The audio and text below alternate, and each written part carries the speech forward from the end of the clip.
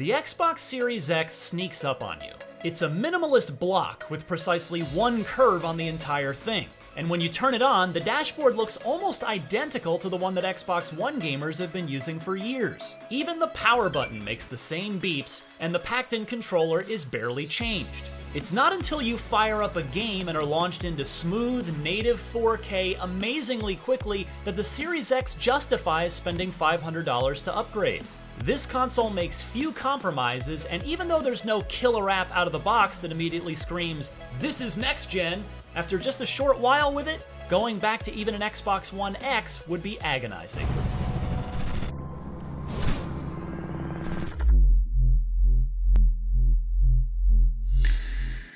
From the moment you open the Xbox Series X box, it makes a great first impression with a presentation reminiscent of an Apple product. It's clear that every aspect of that process has been carefully considered, including the console's central isolated placement in the box, making it feel like you're opening a present. It's befitting of a premium $500 device.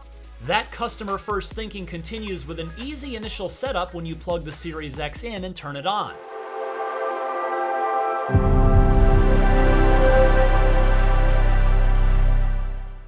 You can even use your smartphone to log into your account and toggle your settings and preferences while the box itself downloads and installs a firmware update. Once you're up and running, you've got multiple options for bringing your existing library to the Series X, the best of which don't require you to re-download anything. For instance, if your current Xbox is still hooked up to your network when you bring home the Series X, simply plug in the Series X and transfer all of your games right over the network. It's as painless as upgrading a smartphone.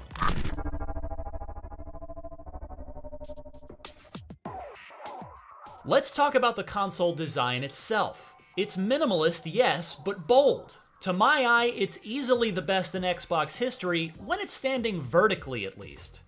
On its side, it looks like a giant misplaced Lego piece, and you can't remove the round vertical stand. But when stood tall, it's big enough to confidently tower in your entertainment center while compact and subtle enough that it doesn't dominate it. The top of the Series X is something of an industrial designer's magic trick. The concave ventilation screen gives an appealing look of both depth and premium quality when viewed at eye level or higher, and the green coloring on the inside half of those ventilation holes pops with a much-needed accent that makes the inside of the Series X appear to be illuminated even when it's turned off. On the front, you have the power button, a single USB 3.2 port, a 4K Blu-ray drive with an eject button, and a controller pairing button. On the back, there's an HDMI 2.1 out, two more USB ports, the power plug, an Ethernet port, and the internal storage expansion slot. Rest in peace, HDMI in and optical ports. I know those weren't the Xbox One's most popular features, but I'll miss them. I won't miss noise, however, because there really isn't any. Kudos to Microsoft's engineers for making the Series X almost inaudibly quiet. Even playing games in 4K at 60 frames per second, this stoic ebony obelisk barely whispers. We measured just 40 decibels while playing Dirt 5, which sounds great next to 60 decibels for the same game on the Xbox One X. In the thermal department, the Series X also does very well. It's a bit cooler than the Xbox One X, registering at 42.5 degrees Celsius in Dirt 5 versus 56 degrees in the same game on the One X.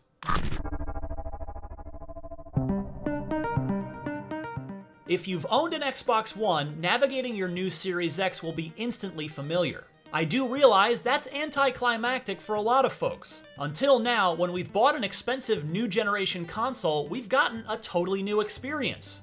Microsoft has not done that here, opting instead for continuity across generations and sticking with an interface that after nearly 7 years of tweaking, works pretty well.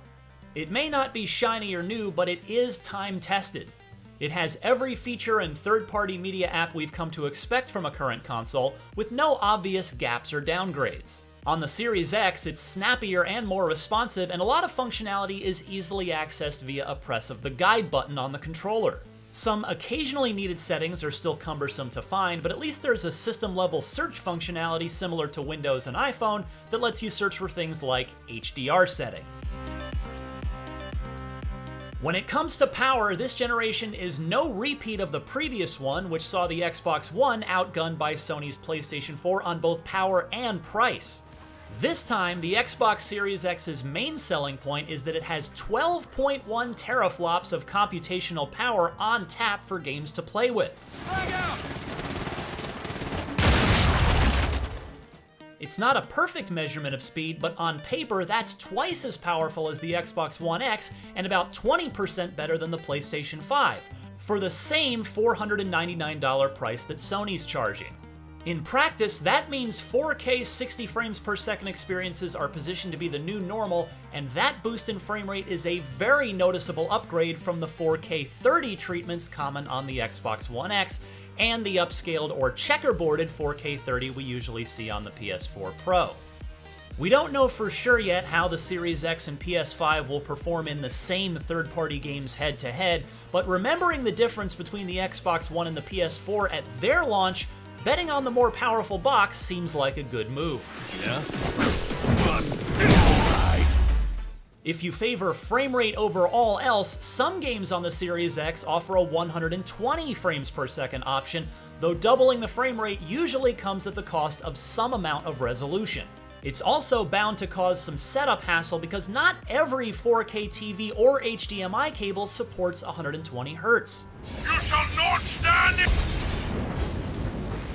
That said, the difference between 60 Hz and 120 Hz was nice, but it didn't jump out at me the way the upgrade from 30 to 60 does, and I don't generally think it's worth sacrificing the resolution for. But your mileage may vary, and if you're serious about competitive gaming, you might be glad the option is there.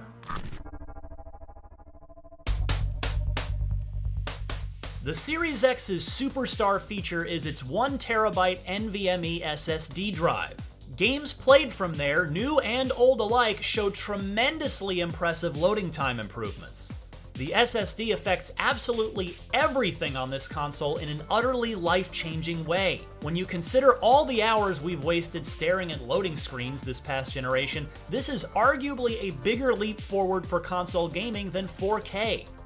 What stings a little bit is thinking about how quickly that 802 gigabytes of usable space will fill up when we start installing 136 gigs of Call of Duty Black Ops Cold War, 120 gigabytes of Halo the Master Chief Collection, 72 gigabytes of Gears 5, probably a decent chunk for Cyberpunk 2077, and so on. Especially when you're looking at $220 for a 1TB expansion card that matches the SSD's performance, those numbers are very scary. But again, Xbox One generation games will run in their unenhanced form from a regular USB 3.0 drive, so you can reserve all of the internal space for the games that need it. Speaking of speed, Quick Resume is the Series X's other omnipresent feature that I now wonder how I ever lived without. Being able to instantly pick up where you left off in any of your several most recently played games is an absolutely fantastic quality of life feature. It only takes about 5 to 10 seconds to go from selecting a game off of your list to actually playing exactly where you left off. There's no need to go back through the splash screens, the main menu, or even load to a recent checkpoint. Much more than any previous console, the Series X makes me feel like it's ready to be picked up and played at a moment's notice, and that makes me want to use it more often.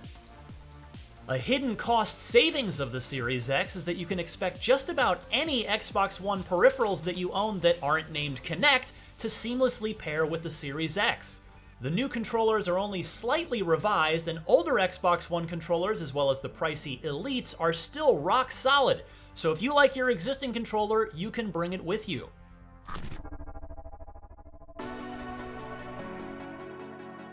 So far, the almost complete lack of any power-hungry next-gen exclusive games to put those teraflops to a true test is the millstone around the Series X's neck.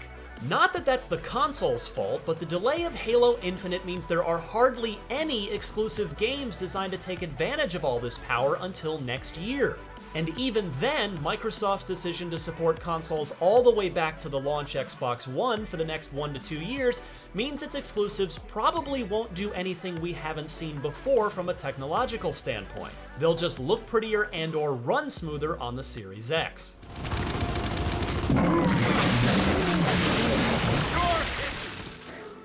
Happily, there's no shortage of things to play thanks to full backward compatibility out of the box.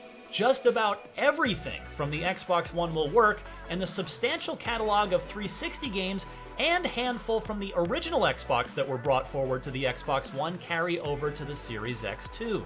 They also run better than they did on previous Xbox systems, such as HDR being added to Halo 5 or a frame rate approaching 60 on Grand Theft Auto 4. It's not unlike upgrading your PC. In some cases, the games benefit from Smart Delivery, Microsoft's platform-level system that encourages developers to push you the best version of their game based on which Xbox it's being played on. So if you buy Assassin's Creed Valhalla for Xbox One now, but then get a Series X as a gift in December, your progress will carry over seamlessly and your console will download any new tech or textures it needs in order to give you the optimized for Series X edition of Ubisoft's new RPG. Speaking of new games, a console is only as good as the games you can play on it, and the Series X is lacking in that department in its early days, which is also not unusual in a console's early launch window. 30 launch games might seem like a lot, but almost nothing requires a Series X to play. In fact, a number of those games are upgraded Xbox One games from as far back as 2018, such as Forza Horizon 4 and Gears 5. Of course, just because the launch lineup is almost entirely cross-gen doesn't mean it's bad. There's a healthy variety of genres represented here, and all 30 have been officially optimized for the new console, but very little of what's available in the launch window screams, "You've got to see this on Series X right now!" Even the much maligned Xbox One launch had technologically impressive next-generation exclusives like Forza Motorsport 5, Dead Rising 3, and Rise: Son of Rome.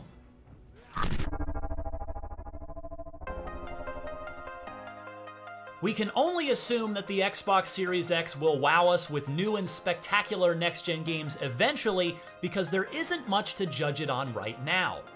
But in the meantime, no matter what current games you throw at it, your loading times will be drastically cut, your frame rates will be smoother, and your resolutions will be higher. This bold and minimalistically designed box is quiet, compact for both the power it packs and especially how it compares to the PS5, capable and loaded with convenience features like instantly resuming and cycling between any of your recently played games. Compared directly to the PlayStation 5 specs, it flat out gives you more power for the same price. It's going to be a joy to see what developers actually do with it in the coming years.